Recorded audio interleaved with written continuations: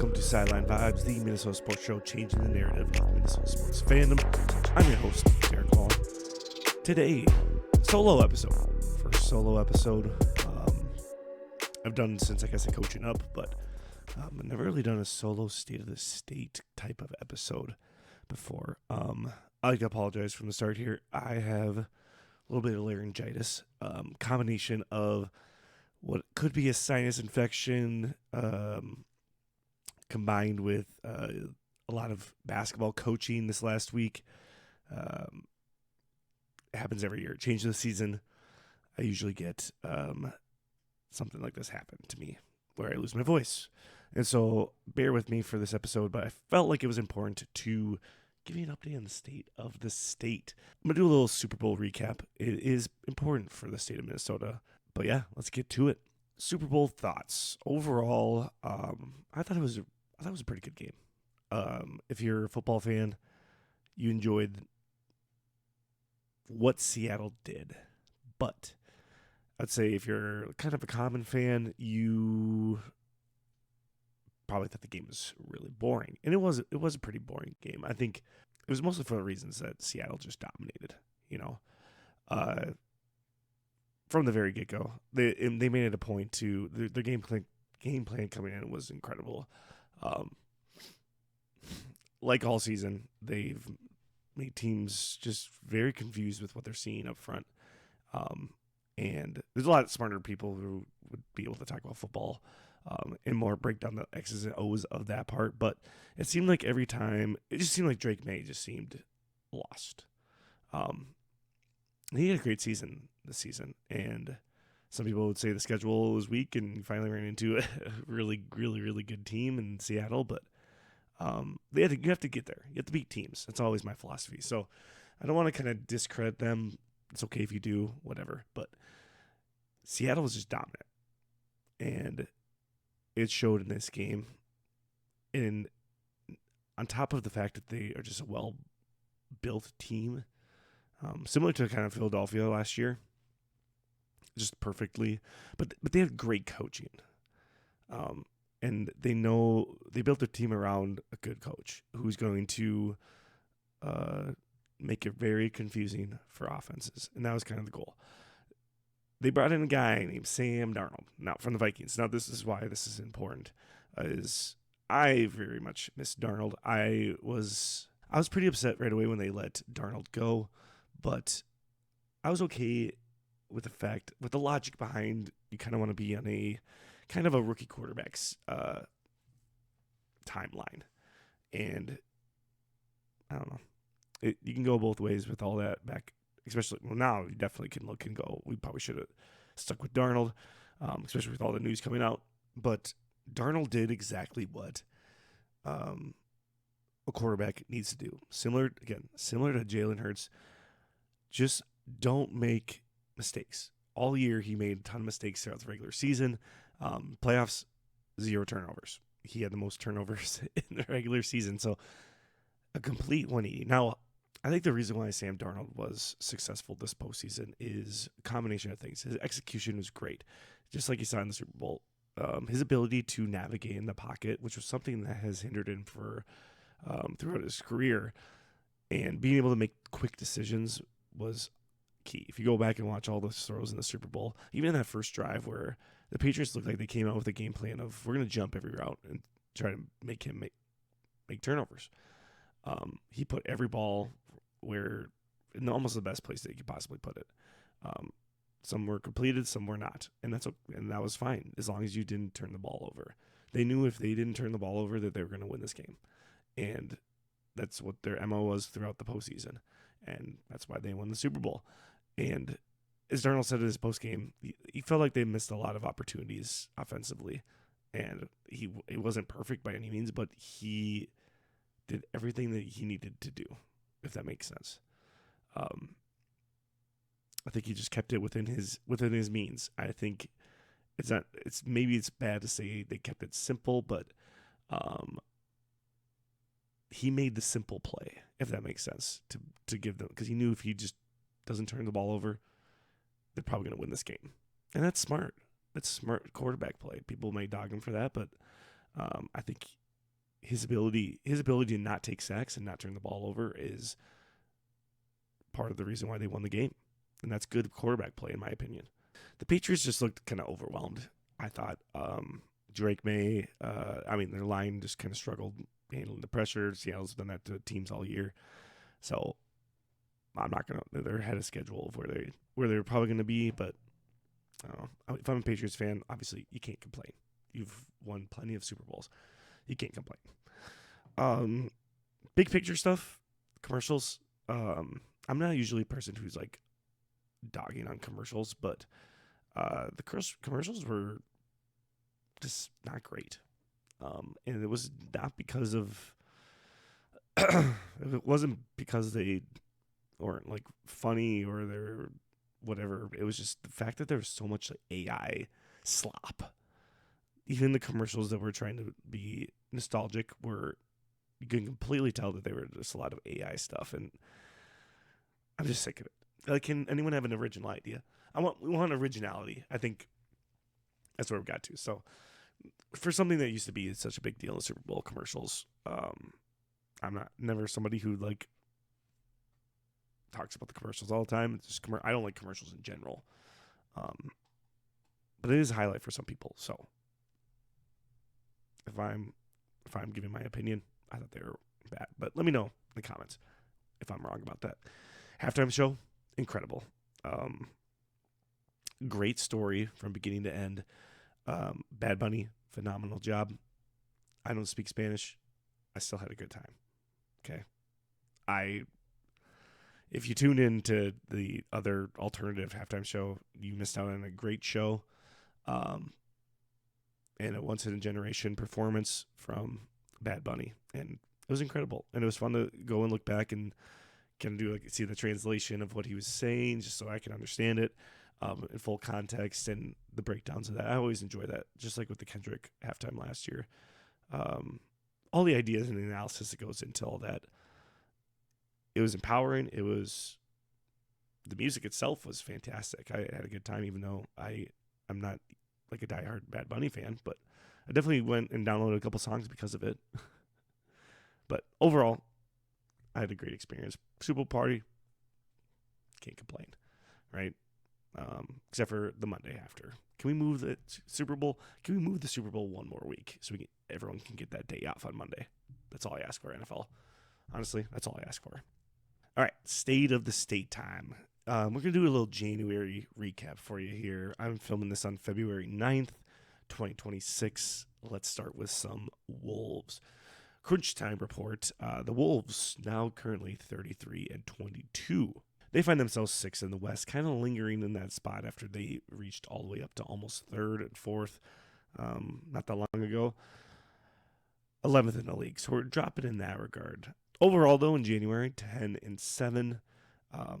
But what we're seeing right now in the beginning part of February is a 2-3 start.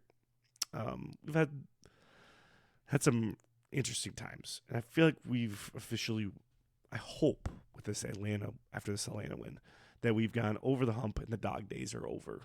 Shout out to Florence and the Machine. Couple things. One, I want to touch on here is Anthony Edwards kind of talking about his energy. I think it starts with me. I pick and choose when I want to defend at a super high level, and I think my teammates follow. So I think tonight I came out and decided to defend at a high level, and I just got to do that night in, night out. We all know how hard that is, but I got to take the challenge to be willing to do it every night. And so Ian was kind of I feel like he was talking about this was after the Thunder win, which was a big win for us. We needed that when we were out 2-1 against them on the season. A little fun fact. And I agree with this 100%.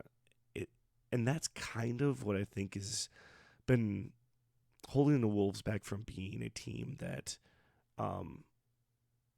is at the top of the standings during the regular season.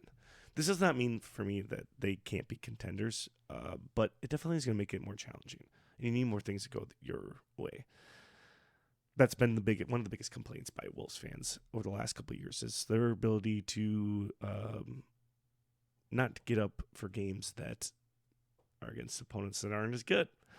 And you can see with a lot of consistency, that's where you see championship teams. And so I think we just need to get to that point where we're bringing at least, I know you can't do it every single night for the entire game. You can't have that playoff intensity. And I think that's where maybe we've been a little bit spoiled with that, with the playoff, that we kind of lose that regular season hunger. When you see the Thunder on the other end of the spectrum there, where they bring it every night. But I don't know. It's just one of those things. I think we're just a weird team. I keep going back to that. That's just what you're going to have at night. And we're just a chill team. We're just chill. We have chill guys on our team, and that's all I can say. That was after the Thunder win, and then we had a Memphis win. Now I just want to talk about Dante DiVincenzo for a second. At Wolfwise Stats, you can go check that out at wolfwisestats.com. Great tool here where you could check the on-off stats for specific players under the player tab. And one thing I noticed, I mean, watching Dante, he is a huge difference maker, obviously. And you see that with the eye test. But I wanted to just give him his flowers. And one thing that stuck out to me when I was looking through this is, and trying to find some stats that can show his impact, and that's had net rating. And he is the only player in the Timberwolves. He has the highest net, all the Wolves, in plus 9.8. He also is the only player that has a negative off. When he's off the court, there's a negative net rating for the team. Out of all the players on our team, that's including Anthony Edwards, Julius Randle, Jaden McDaniels, he's the only one with a negative net rating off of the floor, which is interesting to me. But it also kind of matches your eye test. He brings it every single night. And so it kind of comes down to, is the whole team going to match the energy? Now, this leads to a big trade that was made. A couple of big trades. One, the combination of moves between getting Conley, trading Conley for basically a cap dump, to be able to bring a guy like Ayo DeSumo in, Julian Phillips, who Julian Phillips could potentially be in a similar spot as like Terrence Shannon Jr., for example. We don't know. Don't know where he can end, but he's a high energy guy. And then you have Ayo DeSumo, who brings a lot of the great things that like Nickeil Alexander-Walker. Shout out to Croonch on Twitter. I talked about this. Go check that out in detail. He brings a lot of the Ayo brings a lot of the things that Na brought with the Wolves team that we feel like we're lacking this year. It's just kind of that energy that it's kind of just like this similar energy. The cool thing about Ayo is that he's a lot bigger than Na. He like Jim Pete was talking about on the broadcast the other day. He's kind of built like an Anthony Edwards, and that makes it really cool because he's flexible. He can kind of guard almost 1 through 4. 5 would be kind of pushing it, but I feel like he can hold his own a little bit. It just brings he's just I feel like he's a very underrated scorer at all 3 levels. Just watching him for a couple games here, I kind of get that idea. And hopefully he's going to bring a spark to this team that really needs it to kind of make a push here late in the regular season with around 50 games or around like 30 games left. We definitely need to make a push. I think if you can get to that 4 seed, you're sitting in a good spot. I think you kind of just want a home playoff series, in my opinion. But I don't know. You want to make a push. But is it crucial? I mean, history tells us if you're the 1 or 2 seed, you probably have a better chance of winning the NBA Finals. But everyone has the same chance when they get there. It's all about sometimes how the luck goes. Anyways, in February, we're 2-3 so far. We lost to Memphis, win at Toronto. This broke our streak, first win in Toronto since 2004. Crazy. I don't know why that happened for so long, but what a weird team to have that for. Anyways, A loss versus the Pelicans. Zion dust again. He gets us all the time. I don't know why we just have a tough matchup against them. Lost versus the Clippers. Now, this was like, I feel like this was the last straw for a lot of fans, as they were like, all right, we just made this trade. Io debut, and we lose at home to a Clippers team that's kind of trying to figure themselves out a little bit. A little scrappy defensive team. But, yeah, it wasn't good. But tonight, you see that Wolves team that we've been waiting for and that we want more of.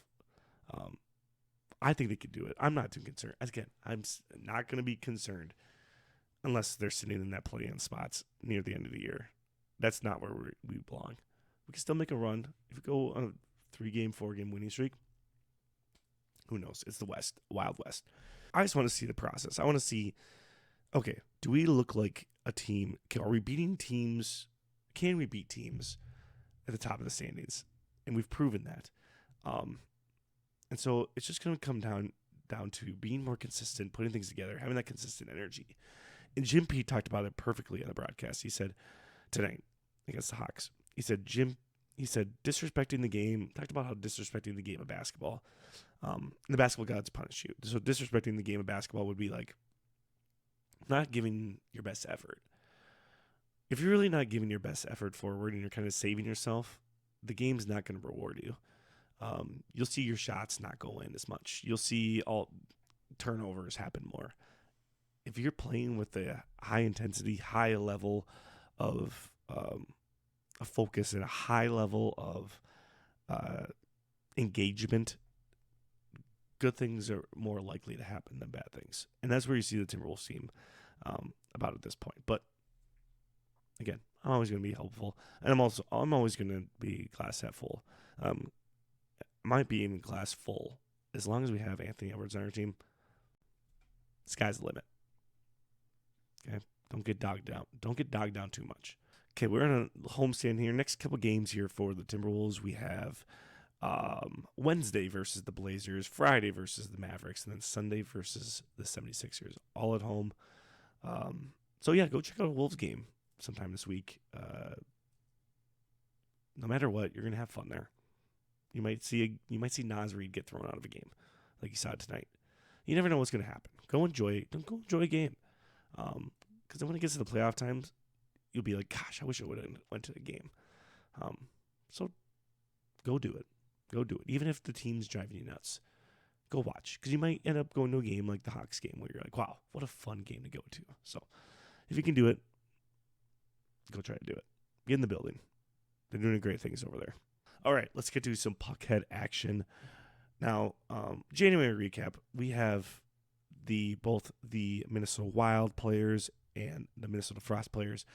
They're on Olympic break, so all of February there's no regular season hockey going on in either of the leagues. But I need to give you a recap of kind of where we're at this point. The Wild are 34, 14, and 10, second in the Central Division, second in the West, 70 points, fourth overall now. Some teams in the East are starting to make a little run. Last week, or in the month of January, the Wild went 8-7, but they're on a 5-game winning streak.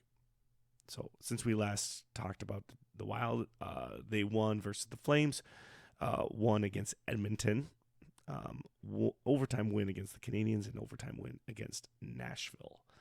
So yeah, 5-game winning streak. So it's good to see. It's good to see right now, and just a very crucial, important message from our new guy in town, Quinn Hughes. I think he gets it. I think he's starting to get it here a little bit. How much do you guys feel the energy in this building? Because it just felt like in the third period when you guys got your feet moving and into overtime when you got that power play that these hockey-loving fans tried to give you guys a little boost. Yeah, of course. I mean, it's the state of hockey, right? That's what I'm talking about, Quinn. He gets it. He gets it. I've laughed really hard at like the Quinn memes that are going around right now where he's just like staring off into space. I feel like he's just calculating. Like a Rocket League. Any Rocket League fans out there? He's just calculating his next move, and he's 10 steps ahead of everybody. I did see some other things that were pretty fun. Wild Social, again, you guys are killing it this year. This is the most I've ever seen from the Minnesota Wild. I don't know if it's just because I'm doing this podcast or what. One fun thing I saw, and I know like Wild players, they do a lot of kind of stuff like this before games, which is kind of fun. Their warm-ups are soccer ball, kicking around. It's good to see Matt Zuccarello range the three. Let's see. One of the better shooting strokes I've seen from a hockey player. I'm not gonna lie. He looks like he was a little upset, like he hit the rim. I think he's someone who maybe consistently switches threes from the corner pocket, but it was good to see. Good form, a little flick of the wrist. You don't see that all the time here from hockey players. So yeah, good stuff there from our boy Mats. Other than that, Olympic hockey for the men's is going to start here on Wednesday as they start doing the group play. Let's move to the Frost now. Let's start talking about the Frost. Again, where we left off, there's been no update.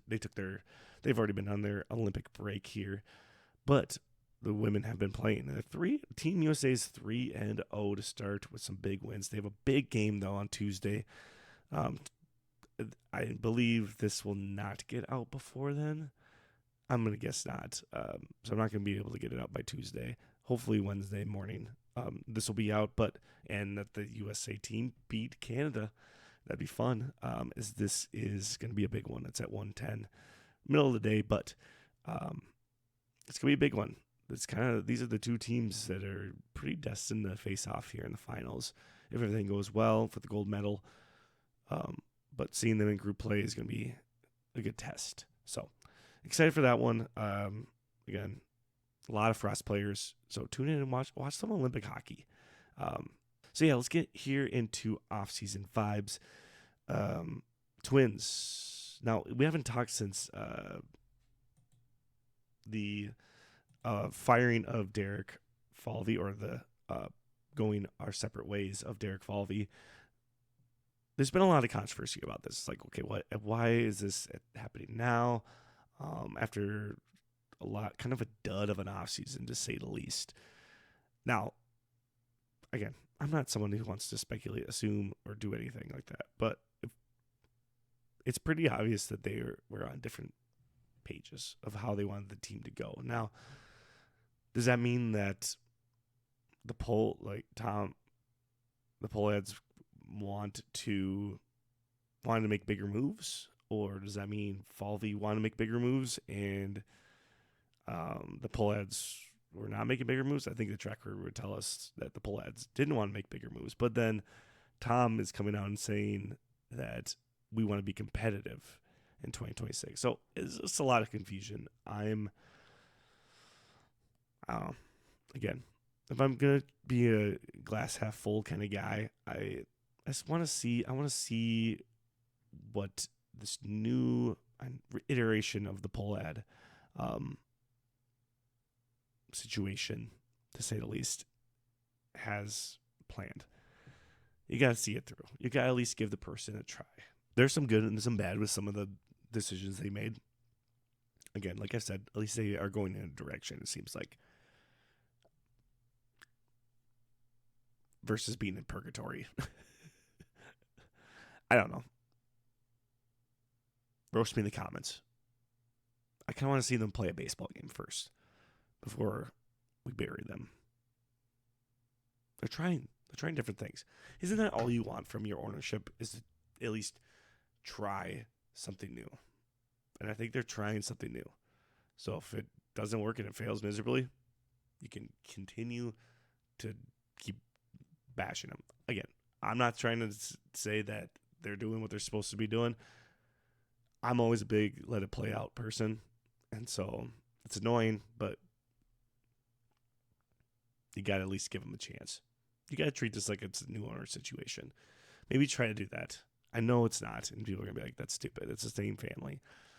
They haven't signed anybody. They're doing the same old twin stuff. It's like, I don't know. I like to think that there's a lot of smarter people in charge of these situations that are going to be making these decisions. But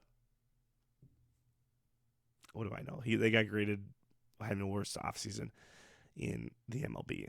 So, and those people are a lot smarter than I am. So yeah, the question is, was Falvey the reason why, or was it the poll ads? I guess, what do the fans want? They want the team to spend money. So if Tom is going to go and spend some money, then that tells us that maybe it was Derek Falvey who was pushing back. I don't know. What do I know? Tell me if I'm wrong. I don't know. I'm just throwing it out there. Different perspectives. It's okay. Opening day, again, March 26th. That's coming up here. Pitchers and catchers about to report very, very soon. So spring is in the air. You definitely feel it outside. Lynx Prowls piece. Little update here on the CBA. Can confirm that the WNBA has submitted a new proposal to the Players Association. This is the first submitted proposal, or the Players Association submitted a proposal around Christmas that the league had not responded to until February 6th. So, yeah, not great situation there. That means that they don't seem to be taking it with the same urgency as the players would like it to be. I think they're kind of trying to wait out the players. That's just my personal opinion. But again, I'm not an expert on the legality side of all that. But that's just what I've heard through the grapevine and listening and trying to figure out what's kind of going on behind the scenes. And some of the players are frustrated about that. It should not be taking that long. It's a pretty simple demand of what they want. They want to be paid that compensation and many other things that they deserve. In my opinion. And so if they're going to hardball it, you're going to probably see a delay to the season. And so that's just what we have right now. Unrivaled is doing great. It's been fun to watch.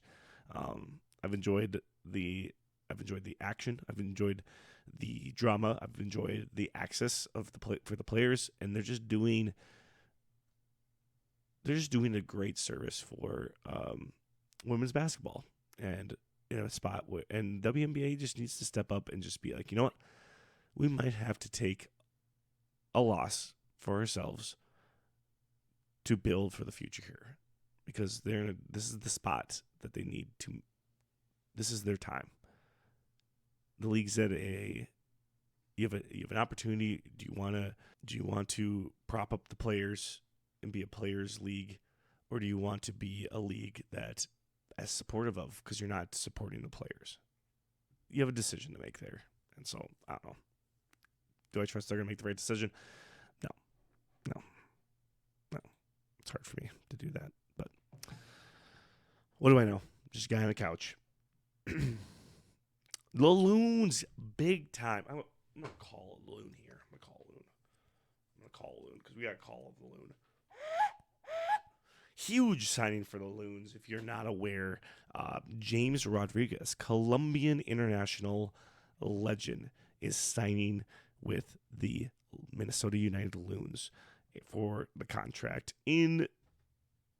through June 2026 with a club option through December 2026. So he's played on many teams. He's going to be the captain of the Colombian national team. He's been a long time international player.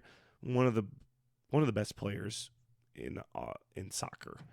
A little bit on the older side, so it's kind of like a messy situation, but maybe a little bit less than that. For those of you who are kind of just like not really all in on soccer, it's similar to a Messi situation. Is it to the level of Messi?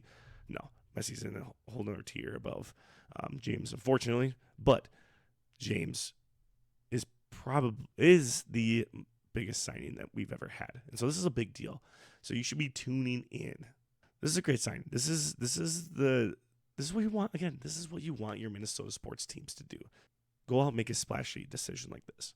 And so I'm excited to watch the Loons. They're coming up here soon. They are tweaking their season schedule.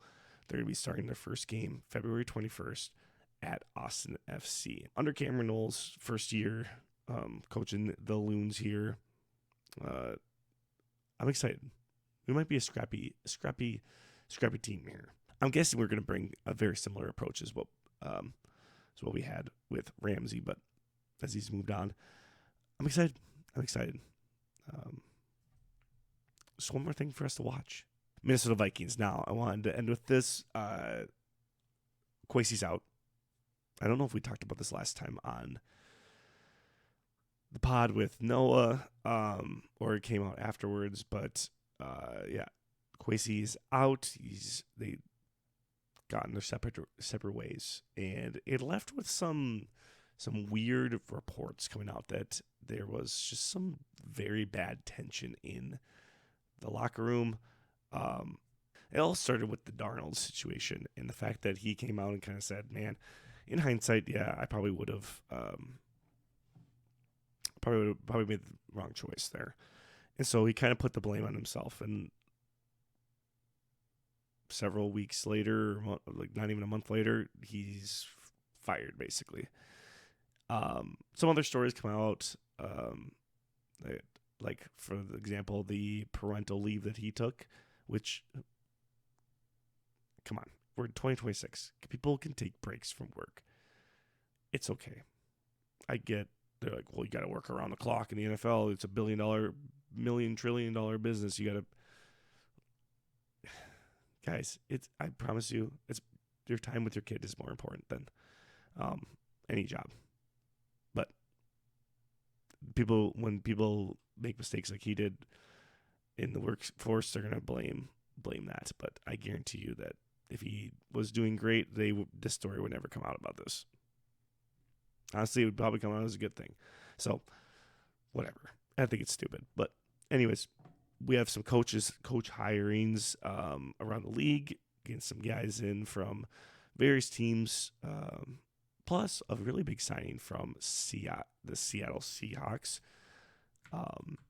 And they hired Matt Thomas, who spent 11 seasons as the Seahawks Vice President of Football Operations, Football Administration Consult, and he's going to assist with the draft, which is going to be big for us because I feel like Seattle's been pretty good in the draft, clearly, as they win the Super Bowl here, and I feel like they're making all the right decisions so far. We'll see, I guess. Clearly, there's a weird vibe at the end of that season and throughout the whole season, so it kind of makes sense now with all this stuff that's going on. But for the vibe of the week here, topical vibe, and it's something that I saw TikTok about Mike Vrabel, who I feel like is just an incredible coach, an incredible human being.